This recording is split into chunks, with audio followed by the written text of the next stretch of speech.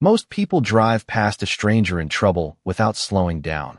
But sometimes the smallest act of kindness is already changing a life long before anyone realizes it. Rain hammered the empty two-lane highway just outside Cedar Ridge, Illinois, turning the cracked pavement into a sheet of silver beneath the fading evening sky. Traffic had almost disappeared, leaving only the distant rumble of thunder and the rhythmic tapping of water against rusted metal roofs. Inside a weathered auto garage with a faded sign that read Carter Auto Repair, Ethan Carter wiped grease from his hands with an old blue shop towel as he prepared to close for the night. The fluorescent lights buzzed softly above him, illuminating shelves filled with worn tools that had been repaired almost as many times as the vehicles they serviced. Every bolt, every wrench, every oil stain told the story of a man who stretched every dollar because he simply had no other choice. Just as Ethan reached for the light switch, a low mechanical groan echoed from outside. A sleek black Rolls-Royce Phantom rolled unevenly onto the gravel shoulder before shuddering to a complete stop. Steam drifted gently from beneath the hood, disappearing into the cool rain like ghostly ribbons. Ethan frowned. Cars like that never appeared in this forgotten corner of town. They belonged in luxury neighborhoods hundreds of miles away, not beside a struggling garage where customers often asked for payment plans. The driver's door remained closed for several seconds before two men in dark tailored suits stepped out, scanning the quiet road with calm, practiced eyes. They weren't aggressive. They simply observed everything around them with careful attention. Finally, the rear passenger door opened. A tall man wearing a charcoal overcoat stepped onto the wet pavement, his polished shoes splashing through shallow puddles without a hint of frustration. He glanced briefly at the disabled sedan before lifting his eyes toward Ethan's garage. There was nothing theatrical about him. His posture carried quiet confidence, the kind that came from someone accustomed to making difficult decisions without raising his voice. Ethan noticed only one thing. The man looked tired, not physically exhausted, but weighed down in a way expensive clothes could never hide. One of the suited men approached Ethan with polite urgency. "Can you take a look at it? Every repair shop within 50 miles is already closed." Ethan nodded without asking who they were. "Let's see what's wrong." He rolled his heavy toolbox through the rain, dropped to one knee beside the luxury car, and disappeared beneath the hood as droplets ran down his forehead. He worked carefully, listening more than guessing, tracing every sound until his fingers stopped on a damaged serpentine belt tensioner that had locked into place. Nearly 45 minutes passed before the engine finally purred back to life with the smooth confidence it was built for. The suited men exchanged relieved glances. The stranger reached into his coat, preparing to offer payment, but Ethan stepped back with a quiet smile and closed his toolbox. "Don't worry about it," he said. "Everybody gets stranded sometimes." For the first time that evening, the stranger looked directly into Ethan's eyes. The rain continued to fall between them, and for a brief moment neither man spoke. Then the stranger gave a slight nod that revealed nothing and everything all at once before quietly asking, "Are you always this generous to people you've never met?" Ethan shrugged as though the answer were obvious. "If someone's stuck on the side of the road, they're just a person who needs help. That's enough for me." Ethan stood in the garage doorway long after the taillights disappeared beyond the curtain of rain, listening as the quiet returned to the highway.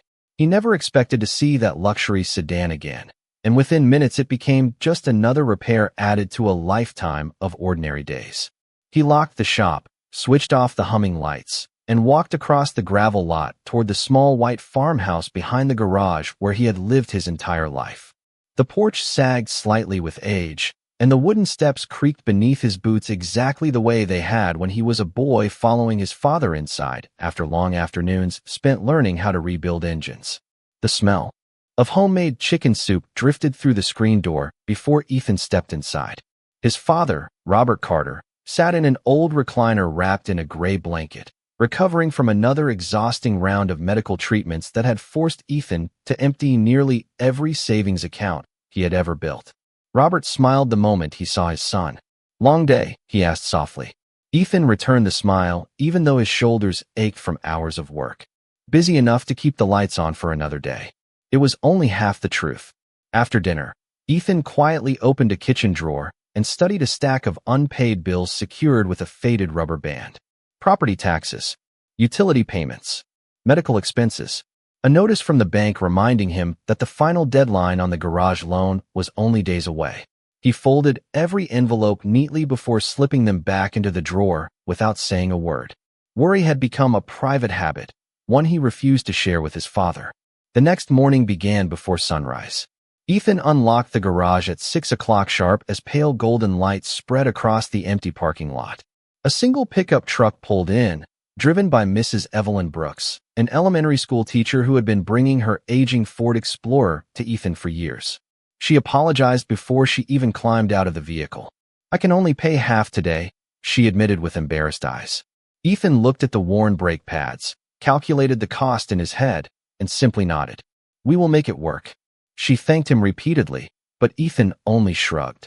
He had learned something from his father many years earlier. Cars could always be repaired. Pride was much harder to fix once someone took it away. By lunchtime, another customer arrived, a young father whose delivery van refused to start. The man explained that missing work meant missing rent. Ethan repaired a loose electrical connection in less than 20 minutes and charged him only for the replacement part. "You should ask for more," the grateful customer insisted. Ethan smiled while wiping grease from his hands. "Maybe someday. Today you need it more than I do." Across the street, old Mr. Henderson watched from the porch of the hardware store and quietly shook his head with admiration. Everyone in Cedar Ridge knew Ethan Carter was struggling. Everyone also knew he had never turned away someone who truly needed help.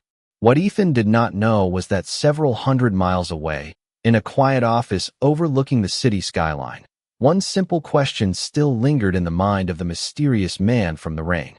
Why would someone who had almost nothing continue giving away the very thing he depended on to survive?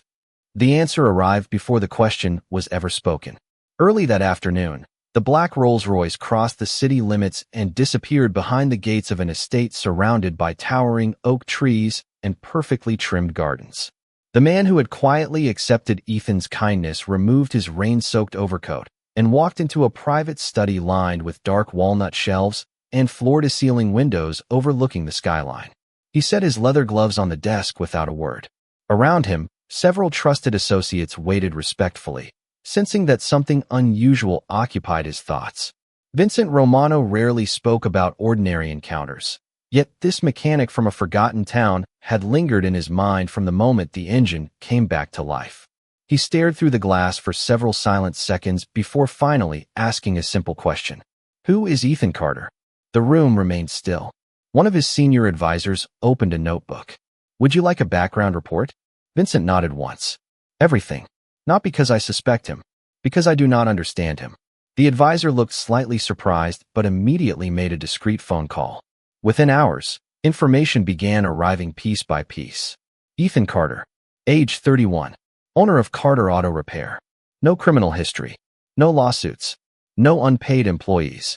Local references described him with the same words again and again. Honest. Reliable. Quiet. Generous. Vincent continued reading without expression, but one page caused his eyes to pause. Medical debt. Outstanding business loan. Declining annual revenue. Another document showed that Ethan had postponed replacing the garage roof because every available dollar had gone toward his father's treatments. "He repaired my vehicle without charging us," Vincent said quietly. "Yet he cannot even repair his own roof." No one answered. A younger associate attempted an explanation. "Some people are simply proud." Vincent slowly shook his head. That was not pride. He remembered the mechanic's calm smile in the rain. There had been no expectation, no performance, no hidden request. Just a man helping another stranger because the situation called for it. "Find out how he treats people when nobody important is watching," Vincent instructed. "That will tell me who he really is." By sunset, another series of reports reached his desk. A retired schoolteacher whose repair bill had quietly been reduced. A delivery driver allowed to pay weeks later without interest.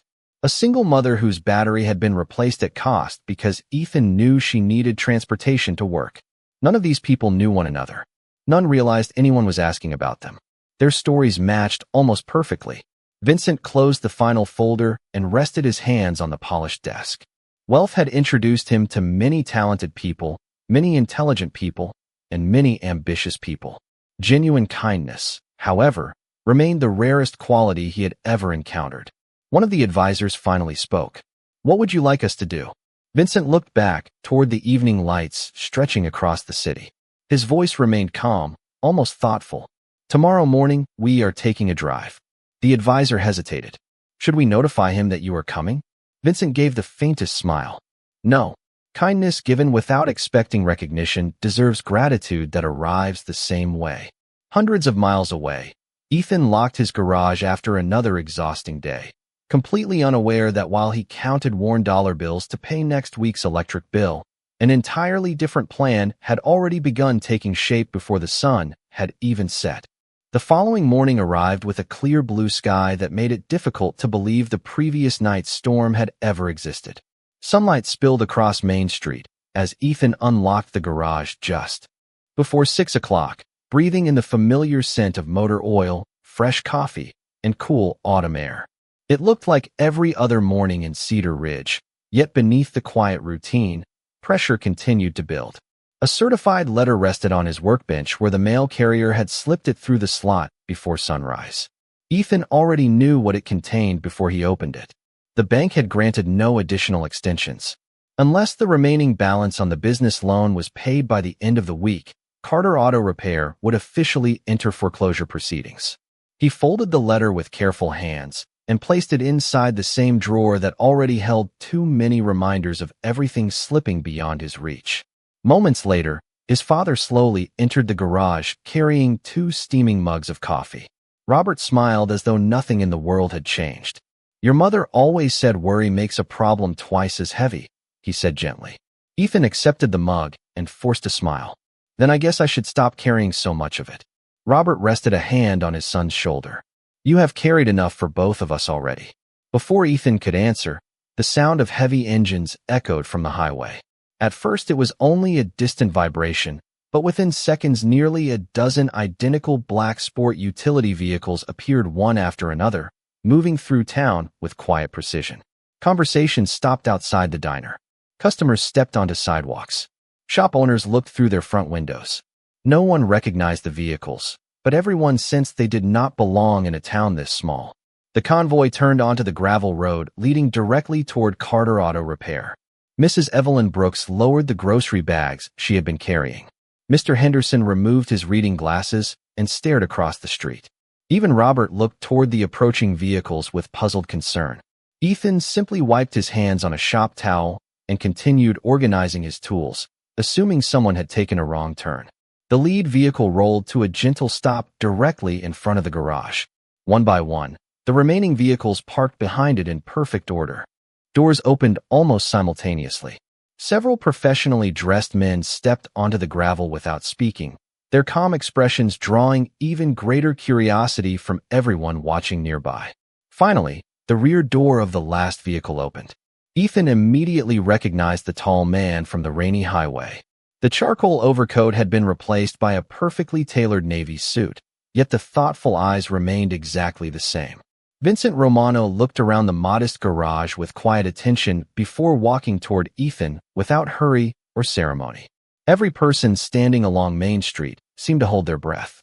Ethan offered the same easy smile he had given beside the disabled luxury sedan. "Looks like the repair held up," he said. Vincent glanced back at the polished Rolls-Royce parked behind the convoy before returning his gaze to the mechanic. "It did," he replied warmly. "But I realized afterward that I drove away with far more than a repaired automobile." Ethan looked slightly confused. Vincent reached into the inside pocket of his jacket, removed a simple sealed envelope, and held it in both hands for a brief moment before extending it toward the man who had expected absolutely nothing in return. For a brief moment, Ethan simply looked at the envelope without reaching for it. He had spent his entire life believing that every honest favor should end the moment the work was finished, and accepting unexpected gifts had never come naturally to him. He smiled politely and gently pushed Vincent's hand back. "I appreciate the thought, but fixing your car was the right thing to do. You do not owe me anything." A quiet murmur spread through the small crowd gathered along Main Street. Few people would ever refuse an offer from someone who had clearly arrived with extraordinary influence. Yet Ethan spoke with the same calm sincerity he had shown beside the rain-soaked highway. Vincent did not appear offended. Instead, his expression softened with genuine respect.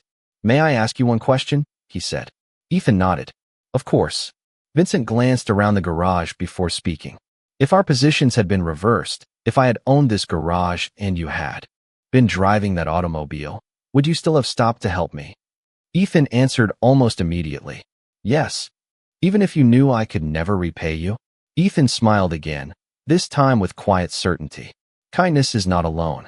If I only helped people who could pay me back, it would not really be kindness." The words settled over the gathering like the stillness that follows a church bell on Sunday morning.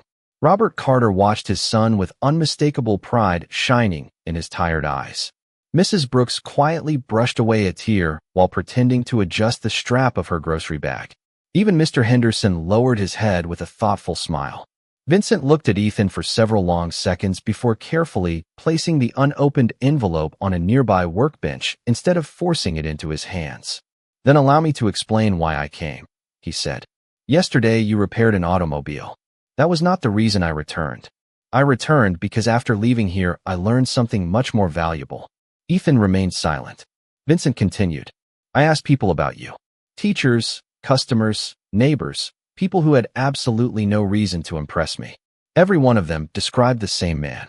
A mechanic who quietly helps others without asking who they are or what they can offer in return." Ethan shifted uncomfortably. "They probably exaggerated." Vincent slowly shook his head. "If anything, they understated it." He glanced toward the aging garage, the weathered roof, the cracked concrete floor, and the shelves filled with repaired equipment that had clearly served decades longer than anyone intended. "I also learned that while you have been helping everyone else keep moving forward, your own future has been slipping away." Ethan's smile faded just enough to reveal surprise. He had never spoken about the loan outside his family.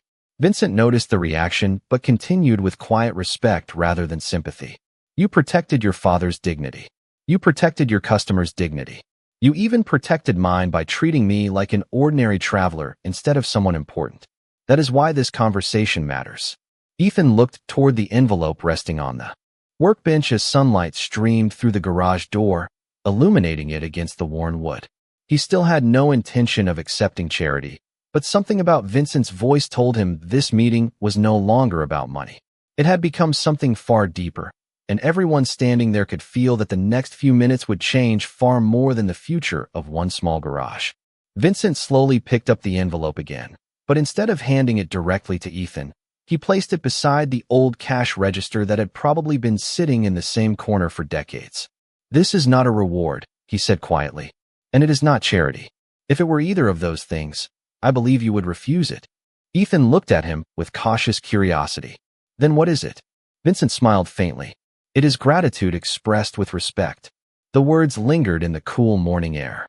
Ethan glanced toward his father, who gave him an encouraging nod but remained silent, allowing his son to make his own decision.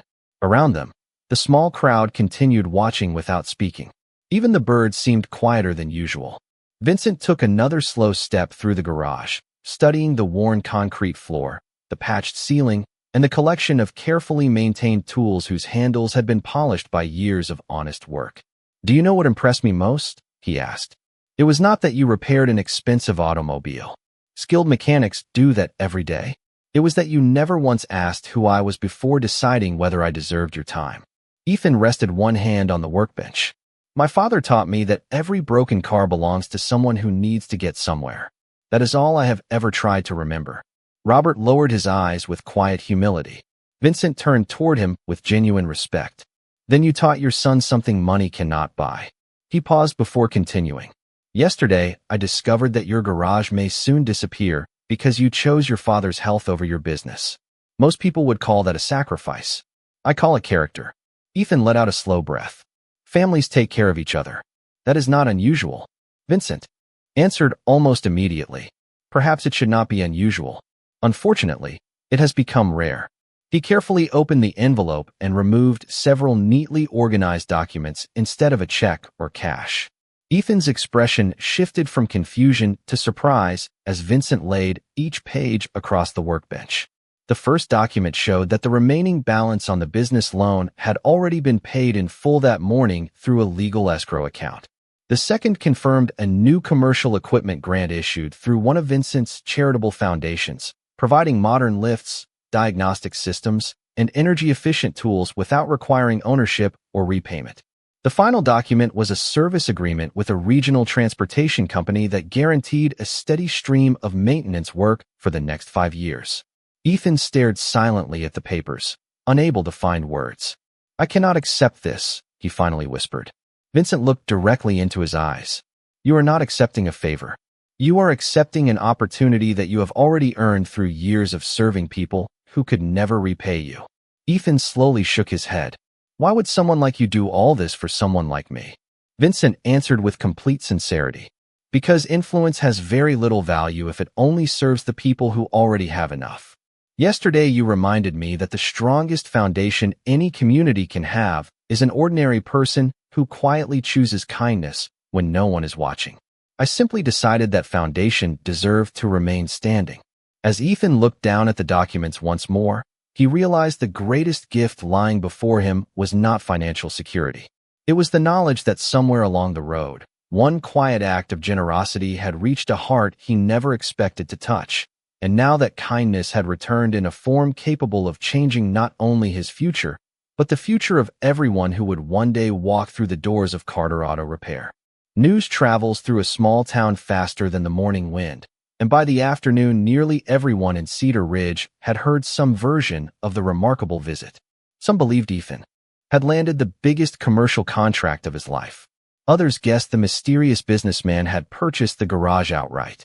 None of the stories came close to the truth, because the most valuable thing Vincent Romano had left behind could not be measured on paper. It was hope. As the black convoy quietly disappeared down the highway, the town slowly returned to its familiar rhythm. Yet something had changed in the faces of the people who had witnessed the encounter. Mrs. Evelyn Brooks walked into the diner, smiling in a way no one had seen for months. Mr. Henderson leaned comfortably against the doorway of his hardware store, telling anyone willing to listen that integrity still mattered in America. Back inside the garage, Ethan carefully gathered the documents and placed them on the workbench as though they were far more fragile than ordinary sheets of paper. He looked at his father, still struggling to believe what had just happened. Robert gently picked up the service agreement and read each line twice before lowering it with moist eyes. "Your mother used to say that goodness always finds its way home," he whispered. "I believed her then, and I believe her even more today." Ethan smiled, but his expression remained thoughtful rather than excited. "I keep wondering if I deserve any of this." Robert answered immediately. "You are asking the wrong question. You should ask whether you will continue living the same way after receiving it." Ethan looked around the garage that had shaped nearly every memory of his life. The faded paint, the old compressor that rattled whenever it started, the worn toolbox that had belonged to his grandfather. None of those things suddenly seemed embarrassing anymore. They represented years of honest work that had quietly built a reputation stronger than any advertisement ever could. During the following week, contractors arrived to inspect the building and schedule improvements that would strengthen the aging structure without changing its character. New equipment was delivered, but Ethan insisted that the original wooden sign above the entrance remain exactly where it had always been. It still read Carter Auto Repair in weathered white letters because he wanted every customer who walked through the door to know that success had not changed the values inside. As the days passed, the new transportation contract brought a steady flow of delivery vans, utility trucks, and family vehicles that kept every repair bay busy from sunrise until evening. Ethan hired 2 young mechanics from neighboring towns, giving them opportunities that had once seemed impossible. He treated them with the same patience his father had shown him years before, explaining that repairing an engine was important, but earning a customer's trust mattered even more. Every evening before locking the garage, Ethan placed a small portion of the day's earnings into a separate envelope labeled Community Repairs. When one of his new employees asked what it was for, Ethan smiled quietly. "Sometimes someone pulls into this garage with an empty wallet and a full heart," he said. "If we are able to help them keep moving, then we should." Without realizing it, the kindness that had once traveled from one stranded traveler to one struggling mechanic had already begun spreading far beyond a single rainy afternoon, quietly reaching people who would never know where the story truly began. Several months passed, and the seasons quietly transformed Cedar Ridge one sunrise at a time. Fresh white paint now covered the garage walls. The repaired roof no longer leaked during heavy storms, and modern equipment stood beside the older tools that Ethan refused to replace. To every customer who walked through the front door, the shop looked stronger than ever, yet its greatest strength had never come from the new machines. It came from the man who greeted every visitor with the same patience and respect he had offered long before fortune found him. The waiting area gradually became more than a place where customers sat while their vehicles were repaired. Fresh coffee was always available, local children stopped by after school to say hello, and elderly neighbors often lingered for conversation even when they did not need automotive work. Ethan believed that people sometimes needed to feel welcome just as much as they needed their cars repaired. One crisp Saturday morning, a faded pickup truck slowly rolled into the parking lot, its engine barely holding together. An elderly veteran stepped out, looking embarrassed as he explained that his monthly retirement check would not arrive for another week. Before the man could finish apologizing, Ethan smiled warmly and motioned toward an empty service bay. "Let us make sure you get home safely first," he said. "We can worry about everything else later." His two younger mechanics watched quietly as Ethan replaced worn components and carefully inspected the entire truck without mentioning payment another time. After the customer drove away with grateful tears in his eyes, one of the apprentices asked the question he had been carrying for weeks. "How do you know who deserves help?" Ethan gently closed his toolbox before answering. "I do not try to measure what people deserve. I simply ask whether I have the ability to help without taking away their dignity." Those words remained with both young mechanics long after the conversation ended. Miles away in the city, Vincent Romano received regular business reports from his advisors, but one folder always arrived separately. It contained nothing about financial returns or commercial investments. Instead, it included quiet stories from Cedar Ridge, a mechanic who continued repairing vehicles for families facing difficult times, new employees learning not only a trade but also compassion, local businesses benefiting from increased traffic because one small garage had become the heart of the neighborhood once again. Vincent closed the folder with a satisfied smile. One advisor finally asked the question everyone else had been wondering. "Would you like us to recognize Mr. Carter publicly for everything he has done?" Vincent slowly shook his head. "No. The moment kindness begins searching for applause, it loses part of its meaning." He walked toward the window overlooking the city skyline, remembering the rain, the silent highway, and the mechanic who had looked at a stranded stranger without asking for a name. "Some people change the world with speeches," Vincent said softly. "Others do it with a wrench in one hand and compassion in the other." Back in Cedar Ridge, the sun slowly settled beyond the fields as Ethan locked the garage for another evening. He glanced once at the old wooden sign above the entrance before switching off the lights. The name had never changed. Neither had the man behind it. The only difference was that now every act of kindness created another, quietly spreading through families, neighbors, customers, and complete strangers, proving that generosity does not become smaller when it is shared. It becomes strong enough to outlive the moment that first inspired it. Nearly a year after that rainy evening on the side of a forgotten highway, life in Cedar Ridge looked remarkably ordinary again, and perhaps that was the greatest blessing of all. Every morning before sunrise, Ethan Carter still unlocked the front door of Carter Auto Repair with the same worn brass key he had carried for years. The familiar bell above the entrance still chimed whenever customers walked inside. The smell of fresh coffee still drifted through the waiting room, mixing with the scent of clean motor oil and polished tools. Children still waved as they rode their bicycles past the garage, and neighbors still stopped to exchange friendly conversations before beginning their day. Success had transformed the business, but it had never transformed the man. Robert Carter often sat on the front bench outside the garage, stronger now that his health had steadily improved, watching his son greet every customer with quiet respect regardless of the vehicle they drove. Luxury sport utility vehicles parked beside aging pickup trucks. Delivery vans waited beside family sedans that had seen better days. Inside the garage, every person received the same welcome, the same honesty, and the same careful attention.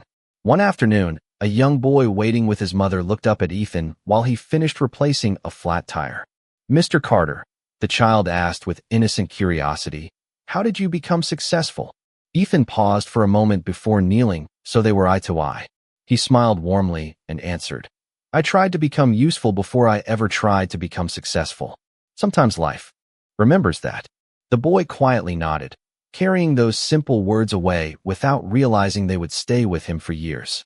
On that same afternoon, far away in the city, Vincent Romano happened to drive past another stranded vehicle during a business trip. Without hesitation, he instructed his driver to pull over. A young couple stood beside their disabled car, looking worried about how they would reach home before dark. Vincent greeted them politely, arranged for a nearby towing service, and ensured they had transportation before continuing his journey. One of his associates looked at him with mild surprise. Vincent simply smiled and said, Someone once reminded me that every person deserves to be treated with dignity before they are judged by circumstance. He never mentioned Ethan's name. He did not have to. Some lessons become part of a person's character long after the words themselves have faded. As another autumn evening settled over Cedar Ridge, Ethan finished his final repair, switched off the garage lights, and stepped outside beneath a sky glowing with shades of gold and crimson. He looked briefly at the weathered wooden sign that still hung proudly above the entrance. It remained unchanged because it reminded him where everything had begun. The garage had been saved. His father had regained hope. Young mechanics had found meaningful careers. Countless travelers had continued their journeys because one small repair shop refused to forget the value of compassion. Ethan locked the door, slipped the old brass key into his pocket, and walked home beside his father as the quiet town settled into another peaceful night. Neither man spoke very much because they understood something words could never fully capture. Wealth can repair buildings, opportunity can rebuild businesses, and success can open doors, but only kindness has the power to quietly change one life after another without asking for recognition. And on that quiet road where two strangers had first met in the rain, the world had unknowingly been reminded that true greatness is never measured by what a person owns, but by the dignity they choose to protect in someone else.